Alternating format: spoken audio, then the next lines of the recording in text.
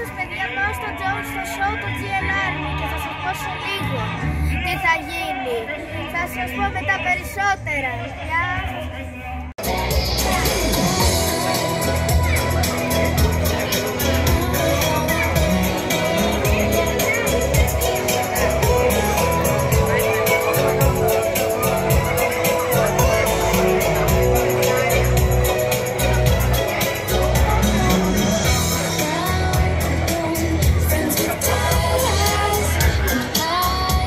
Εδώ πέρα που είμαι εγώ, στη μέση. Η πάτε αριστερά και δεξιά, χωρίζεστε. Λίγο, Ναι. Ίσα ίσα. Σιγά, παιδιά.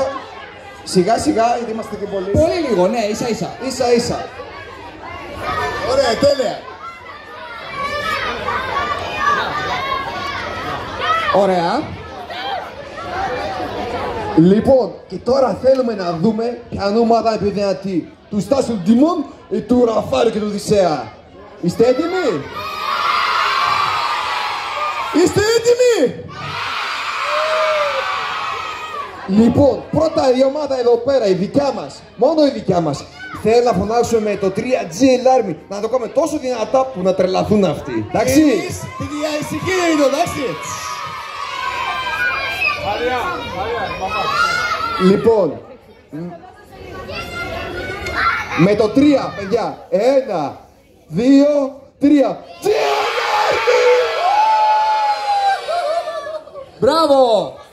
Παιδιά, εμείς σίγουρα μπορούμε καλύτερα. Είστε έτοιμοι? Παιδιά, πρέπει να κερδίζουμε εμείς, εντάξει?